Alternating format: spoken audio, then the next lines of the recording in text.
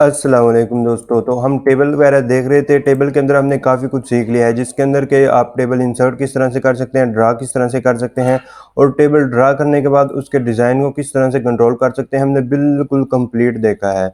तो आज की वीडियो के अंदर हम लेआउट को स्टार्ट करने लगे हैं। कोशिश करूँगा कि मैं आज की वीडियो में इसे ख़त्म कर दूँ। अगर आज की वीडियो में ख़त्म ना कर सका तो नेक्स्ट वीडियो में लाज़मी ख़त्म कर दूँगा। लेकिन ये बहुत ही ज़्यादा इंपॉर्टेंट होता है लेआउट, इसलिए मैं इसको डिटेल के साथ बताने की कोशिश करूँगा। इसके ज़रिए आप टेबल को बहुत खूबसूरत बना सकते हैं, बहुत अच्छे से इसको कंट्रोल कर सकते हैं। तो इस वीडियो को हम स्टार्ट करते हैं। सबसे पहले बात आ जाती है सिलेक्ट की। तो सिलेक्ट के अंदर हम 4 चीज़ें सिलेक्ट कर सकते हैं। पहले नंबर पे आ जाएगा सिलेक्ट सेल, कॉलम, रो और टेबल। ये 4 चीज़ें हम सिलेक्ट कर सकते हैं। तो फॉर एग्जांपल अगर मुझे ये वाला सेल सिलेक्ट करना है तो मैं यहाँ से सिलेक्ट के ऊपर जाऊँगा और सिलेक्ट सेल पे क्लिक करूँगा तो ये वाला कॉलम सिलेक्ट हो जाएगा। इसी तरह से अगर मेरा एरो किसी और जगह पर हो, ये वाला आप एरो दे सकते हैं किस जगह पर है, जिस जगह पर एरो होगा वही वाला सेल सिलेक्ट होगा। तो इसके बाद बात आ जाती है कि आपने कोई कॉलम सेलेक्ट करना हो। तो फॉर एग्जांपल अगर मैं इस कॉलम को सेलेक्ट करना चाहता हूँ जिस जगह पे अभी मेरा एरो है, तो इसे सेलेक्ट करने के 2 तरीके हैं। एक तरीका तो यह है, आप इसको थोड़ा सा ऊपर लेके जाएंगे। अभी इस वक्त आप एरो का निशान देखिए कि किस तरह का, ये ब्लैक कलर का नीचे की तरफ तीर बना हुआ है। अगर अभी इस तरह से सिर्फ एक क्लिक करेंगे तो ये वाला कॉलम सेलेक्ट हो जाएगा। ये बहुत ही आसान होता है। दूसरा तरीका यह है कि आप इसको एरो को इस जगह पर लेकर आइए और सिलेक्ट में जाकर यहाँ से सिलेक्ट कॉलम कर दीजिए तो आपका कॉलम सिलेक्ट हो जाएगा। तो इसके बाद बात आ जाती है कि अगर आपने अपना रो सेलेक्ट करनी हो, तो रो सेलेक्ट करने के लिए आपने एरो को इस जगह पर लेकर आना है और यहाँ से आपने सेलेक्ट करना है सिलेक्ट रो। तो इस तरह से आप रो को सिलेक्ट कर सकते हैं। अगर इसका दूसरा तरीका यह है कि आप इस जगह पर लेकर आएँ तो आप देखेंगे कि एरो का मुंह चेंज हो चुका है। इस तरह से आप इसे सिलेक्ट कर सकते हैं। आप देख सकते हैं कि ये सिलेक्ट हो चुका है। तो इसके बाद बात आ जाती है टेबल किस तरह से सिलेक्ट करते हैं। तो टेबल सिलेक्ट करने के भी 2 तरीके हैं। तो पहला तरीका तो ये है कि आप इसके ऊपर आएँ और यहाँ पर क्लिक करें तो आपको पूरा का पूरा टेबल सिलेक्ट हो जाएगा। और दूसरा तरीका ये है कि आप यहाँ से सिलेक्ट में आएँ और यहाँ से आप क्लिक करें सिलेक्ट टेबल तो आपका पूरा टेबल सिलेक्ट हो जाएगा। तो इस तरह से आप सिलेक्शन आसानी से कर सकते हैं। तो इसके बाद बात आ जाती है व्यू गाइडलाइन ग्रिड लाइंस। तो अभी के लिए इसको आप छोड़ दें, ये थोड़ा सा एडवांस है। इसके बाद आती है प्रॉपर्टीज़। प्रॉपर्टीज़ के ऊपर आप क्लिक करेंगे तो इस तरह से काफ़ी सारे ऑप्शन आएंगे। तो ये वाले ऑप्शन जो है यहाँ पर, ये जितने भी ऑप्शन है इसके तमाम के अंदर ही आ जाते हैं, इसलिए इसको छोड़ दें।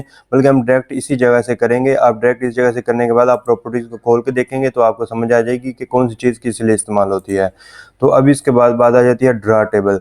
तो यहाँ पर ये 3 फीचर है, ड्रा, इरेजर और डिलीट। ये तीनों अलग-अलग काम है। इनका काम आप अच्छे से समझ लीजिएगा। सबसे पहले बात आ जाती है ड्रा टेबल। तो अगर आपने कोई लाइन वगैरह टेबल की ड्रा करनी हो, फॉर एग्जांपल अगर आप चाहते हैं कि इस जगह पर एक लाइन दरमियान में आ जाए इस तरह से, यहाँ से देखें आगे ये 2 हिस्सों में तक़सीम हो चुका है। इस तरह से अगर आप इस रूख पे अगर इस तरह चाहें कि इस तरह से 2 हिस्सों में तक़सीम हो तो ये इस तरह भी तक़सीम हो सकता है, आप देख सकते हैं।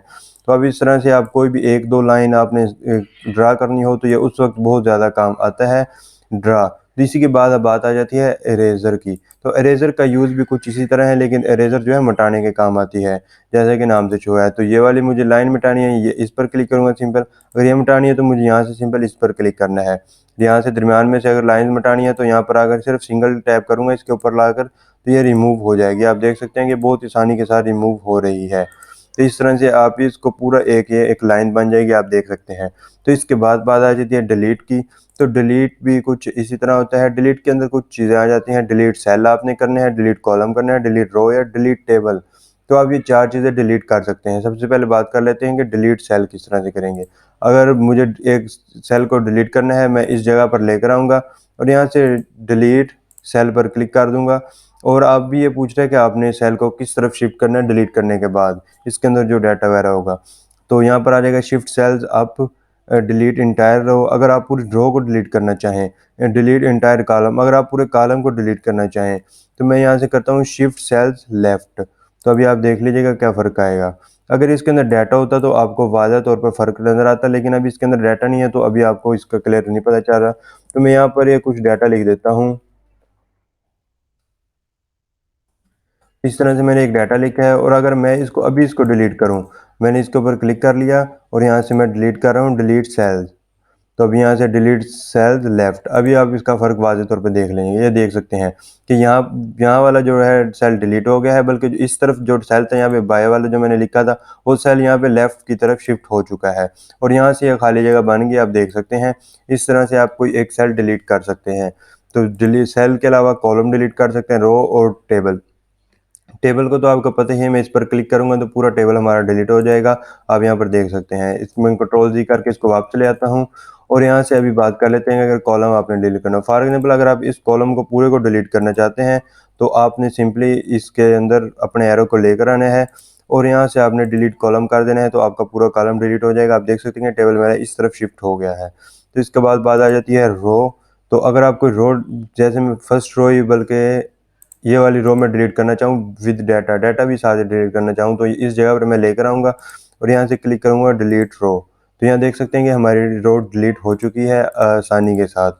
तो डिलीट के बाद बात आ जाती है इंसर्ट की। अगर आप इंसर्ट करना चाहते हैं तो अगर आप इस जगह पर काम कर रहे हो, अगर आप चाहते हैं कि इस जगह पर आपने एक रो ऐड करनी है दरमियान के अंदर, लास्ट में नहीं बल्कि दरमियान के अंदर, तो इसके दो तरीके हैं। एक तो ये है कि आप इस जगह पर आएंगे तो यहाँ पर आपके एक प्लस का निशान बन जाएगा, आप देख सकते हैं इस वक्त स्क्रीन पर। तो यहाँ पर मैं क्लिक करूँगा, यहाँ पर ये एक रो क्रिएट हो जाएगी।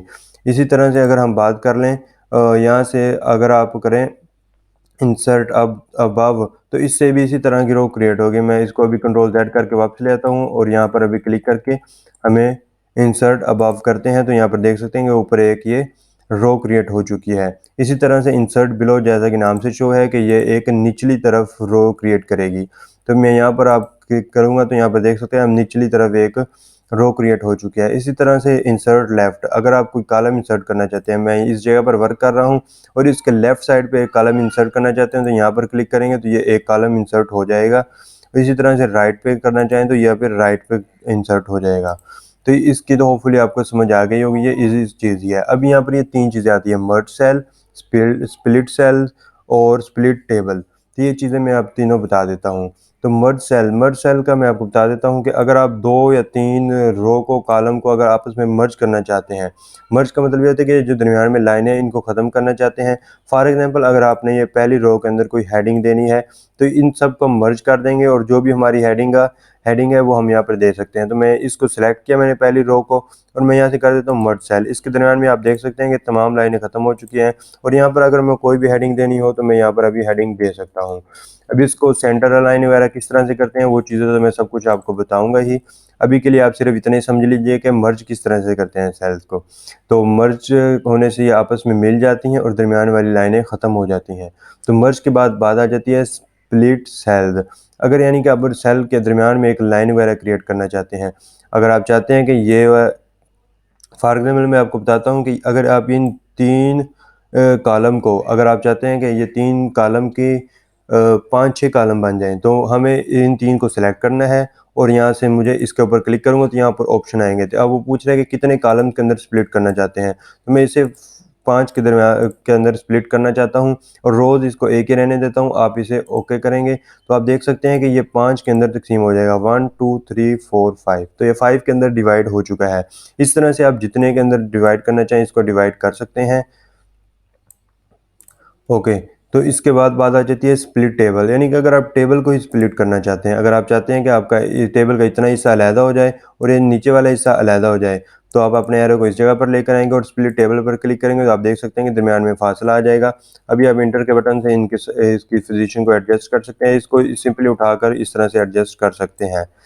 तो इसकी होपफुली आपको समझ आई होगी। इसके बाद आप बात आ जाती है ऑटो फिट की, तो इसे हम नेक्स्ट वीडियो के अंदर करेंगे। आज की वीडियो में इतना ही। अल्लाह हाफिज़।